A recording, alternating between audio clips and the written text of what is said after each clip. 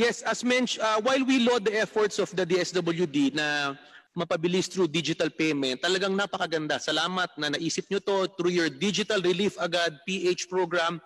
We laud your efforts in partnering with financial institutions, GCash, Paymaya, and other banks.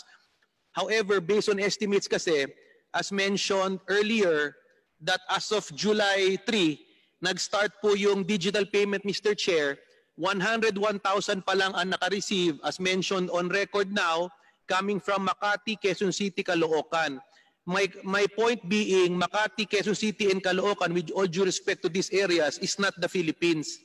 So kung 101,000 po ang nabigyan nila ng digital payment, Mr. Chair, in 4 days, that is 25,000 a day. And if you divide that balance of 10 million, in fact, sabi nga ni SEC, 16 million, lagyan na natin sa 10 million, it will take DSWD 400 days for the 10 million beneficiaries to receive digital payment, Mr. Chair. So ang tanong ko, while maganda po ang proseso ng digital payment, printing 10 million cards to avail of the payment to make sure they are paid takes time. Ang tanong ko po, Mr. Chair, balik na naman, na maganda ang solusyon, pero ang implementasyon po.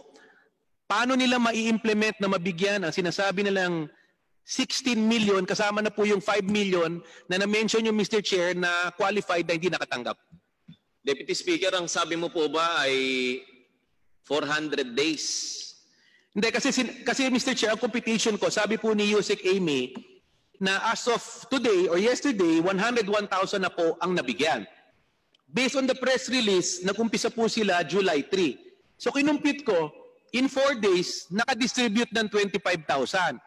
So based on that rate, aabutin ng 400 days para mabigyan ng 10 million families. Mr. Chair. 400 days. More than 1 year na po, Mr. Chair. DSWD, siguro po yung iba sa ating mga kababayan, lalong-lalo na yung hirap na hirap, hindi na cash card ang matatanggap, baka mass card na matanggap. 400 days. Opo. Pwede niyo po bang bigyan po ng kasagutan yung tanong ni Deputy Speaker Villapuerte? Mr. Chair, Your Honor, may I request that Yusek Neri be recognized to answer the clarifications. Yes, the very helpful Yusek Amy. Thank you, Mr. Chair. I'd just like to clarify, Your Honor, please, that 101,000 plus 20,300 in Pasig City. I'd like to state for the record that it is not on the part of the FSPs, because these are 6 FSPs. The problem here is because that's the only list that we shared with them, because that's the result of the deduplication. Now, for one FSPs, it's in fact included in the terms of reference as issued by the Bangko Sentral ng Pilipinas. GCash, I think one of the FSPs can disburse over 1 million in a day. It's very important to note, Your Honor, that the StarPay in Pasig City, when we shared it last July 3, in less than 2 hours, they were able to create the accounts for that 20,300, Your Honor. So actually, Your Honor, it is not the digital payment scheme that may somehow delay the process, but it's the only list that we provided. Had we provided and shared FSPs 18 million, they could have done it in a week or 10 days, as clearly stated in the multilateral agreement that we entered into with these FSPs, Your Honor. Yeah. Thank you, Mr. Chair. Sabi, 1 million a day, kaya tapusin ng 10 million in 1 week. Nag-start po sila ng July 3. Sa July 10 po, 1 week na. Siguro, let's see kung makabigay sila ng more than 1 million a day. Ako, I believe you can give 10 million a day. I believe. 20 million a day, kaya nyo. Ang tanong, may card ba? Then ang second question, na alam ko yung problema, na hindi nyo kasalanan, dapat sama nyo sa planning. Saan sila may mobile ATM ba? Yun ang problema kasi sa land bank eh. Nagkaroon ng Rice Farmer Assistance, Mr. Chair, 5,000 each. May beneficiary. It took them 2 months to 3 months to print the card. Hindi million to, we're only talking about 50,000. It took them 3 months to print the card. And when the 50,000 were lining up in the bank, isa lang po ang mobile ATM. So what I'm saying is, while GCash or others can say na kaya nilang 1 million, 2 million a day, I believe that. Pero when you're talking about a far-flung barangay or area, guys, sa amin, na wala naman land bank, DBP or ATM sa mga munisipyo, paano nila makukuha itong pera? So yun lang sinasabi ko, Mr. Chair, na while the solution is good, the implementation dapat ayusin because from printing to actual disbursement is another issue, Mr. Chair. So gusto ko lang malaman, ano bang, while the FSPs are assuring that kaya nilang 1 million a day, isang kumpanya lang, kung ang service provider 10, di 10 million a day. However, yung support service ng printing ng card, tanungin natin ngayon, out of the 16 million, ilan ba po ang piprintan nyo ng digital payment card? Lahat ba po? DSWD? Mr. Chair, Your Honor, actually po, bukod po sa digital payment na ginagawa ngayon, ay tuloy-tuloy pa rin po yung sinasabi nating actual payout. Ito pong actual payout will cover yung sinasabi natin na geographically isolated and disadvantaged area wherein there's no access for Wi-Fi, remittance system, or bank accounts. So, nagkaroon na po ng map scanning ang ating mga field offices to determine yung mga areas na yung binanggit ko kanina na walang access doon sa mga financial service providers.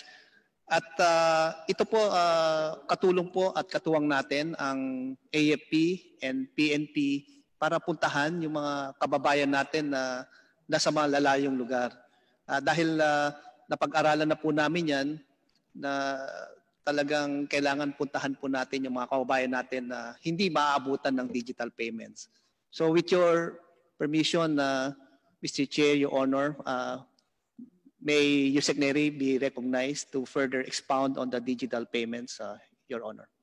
Bago ko po i-recognize si Yusek Amy, yung po bang sinabi nyo na walang mga Wi-Fi at saka hindi maaabot ng mga electronic payment, ay ang ibig sabihin niyo po ba house to house po ito, Secretary? Mr. Chair, Your Honor, tama po kayo doon. Depende po sa lugar. Pwede pong magkaroon ng big venue payout. Katuwang po natin to ang mga LGU para sila po mag-determine ng venue at nung tulong po sa pag-schedule.